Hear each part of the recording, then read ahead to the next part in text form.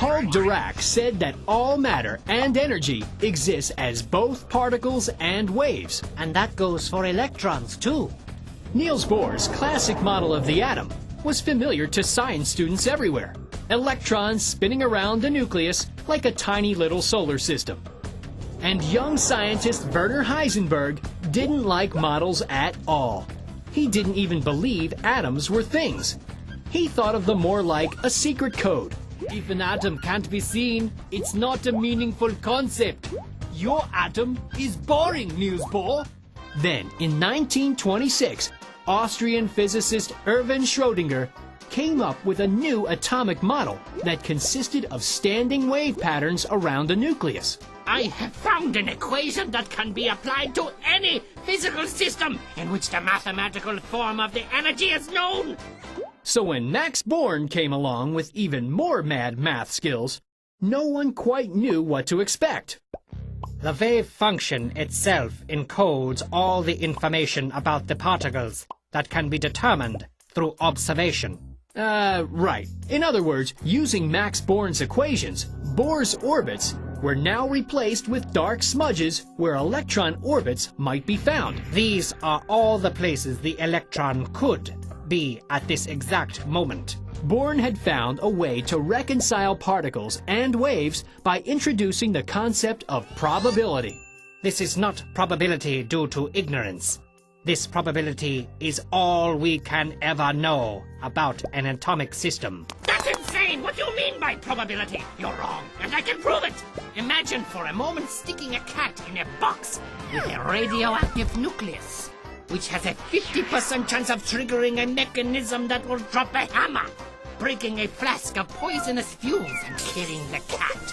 According to your matrix calculations, Max Born, the unobserved nucleus is a superposition, meaning it exists partly as decayed and also partly as undecayed. That's like saying the cat in the box is both dead and alive, which cannot be true. Ah! Silly boy.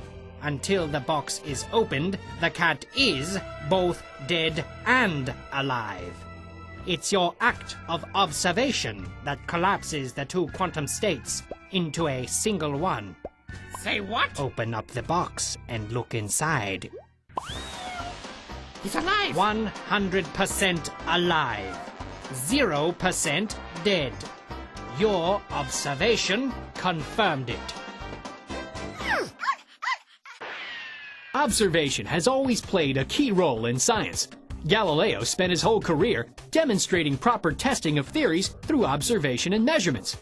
But from now on, at least in the world of quantum mechanics, the very act of observing would have a direct effect on the thing observed. Look at it as a wave, and it behaves as a wave.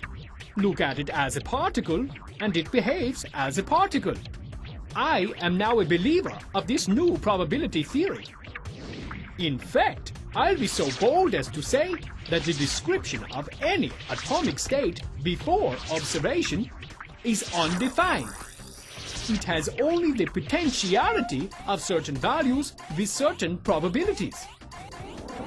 And my uncertainty principle states that the more precisely the position of a particle is determined, the less precisely its momentum is known.